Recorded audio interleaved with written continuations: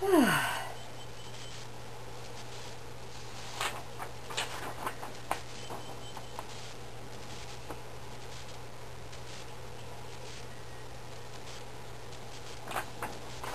is a picture of me in 7th grade.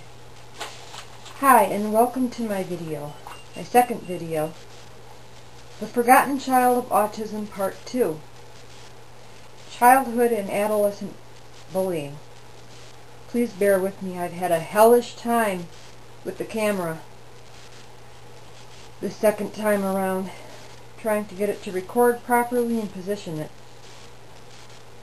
So if I don't look straight into the camera or anything, it's because I have it rigged very, very messily, but I got it to work. So anyway, here we go. My goal in making this video is to raise public awareness for the bullying of autistic spectrum individuals attending elementary through high school by relaying my personal experiences as a former undiagnosed child with Asperger Syndrome that survived the public school system. One of my legs, my right leg, is longer than the other. That's at least what the doctors used to think until I saw a neurologist. The theory was it was so long that it had nowhere to go except to turn inward. I suspect that my right leg didn't want to show off, so it turned inward, forcing me to walk, quote, like a duck, end quote, as I would be told throughout my school years by my peers, so as to deflect attention to the shorter leg. It was trying to be a good friend, something I would never come to know. Unlike the typical Aspie, I longed to be social. I wanted friends. I had some unusual ways of going about trying to make them, but I wanted them just the same. If I liked you, I tapped you on your arm or shoulder. I didn't say your name. Names were as uncomfortable as making eye contact. Worse, I eased into conversation. I whispered my sentences. In 1st grade, a girl wanted me to play with her at recess. I was overjoyed. I tapped her on the shoulder and whispered, "Let's pick leaves," to her. It was autumn, and I was gathering oak and maple leaves. She wanted to play where it was noisier. Though she wasn't rude, I found out by her leaving that she wanted no further part of this conversation and went on picking leaves alone on the playground. Another thing I loved to do, if I liked you, is to pretend I was a dog and chase you, barking and jumping on you. I did this until I was in 5th grade. People laughed at me or they ignored me. Not one to be invisible, I once gathered mud hunks on my shoe and ran after kids on the playground yelling, "Come join the poo party!" I got in trouble with the playground monitor for smearing a kid with mud, but it was friendly mud, or so I thought.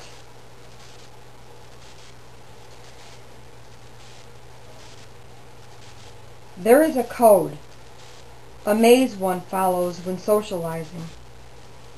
Some are born knowing the right combinations and directions.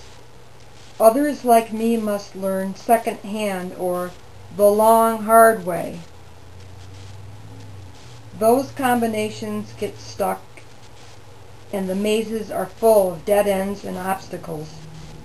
Unless you are born knowing how to navigate them, or have understanding, caring individuals who will help you, life will be hell.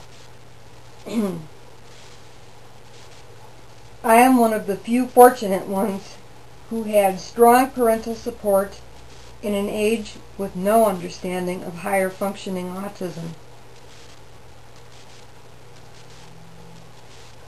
When school staff tried to get me removed from preschool, then kindergarten, for having a meltdown during record player time, my parents suggested I sit on a chair out in the hall.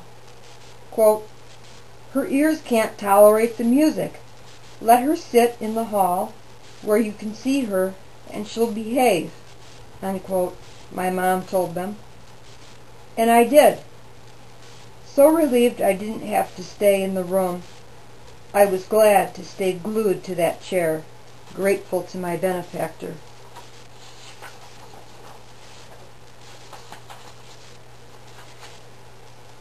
Due to my hypersensitivity and hyperactivity, school staff continued their efforts to remove me for failing to sit still in class, talking to myself, and using my workbooks as ice skates.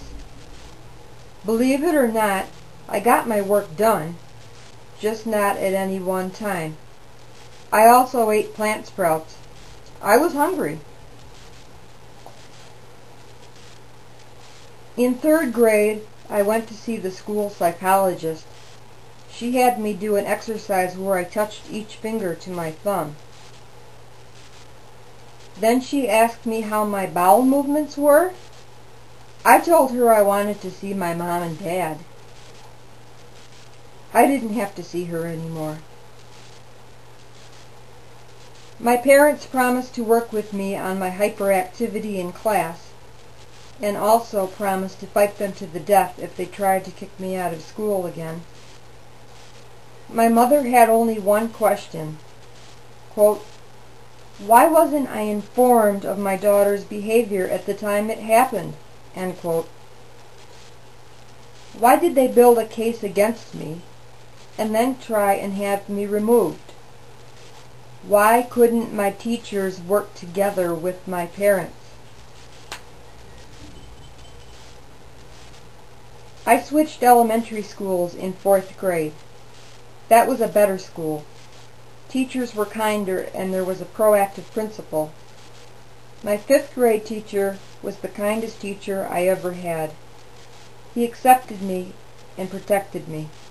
He warned me about the junior high school I'd be attending, telling me it would be tough at first, but I'd make it. Unlike the Asperger prototype, I read body language and facial expression well. His eyes had a pained look, and I could tell he was trying to soften the blow by his tone of voice. He wished me well. I'd need all the luck I could get.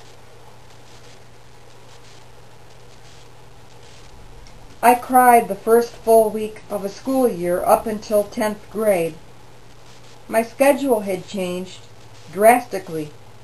Back to slamming lockers, screaming kids, a teacher I didn't know, and students that didn't like me because they said I was a nerd or a retard. If elementary school was something to cry about, junior high was something to mourn.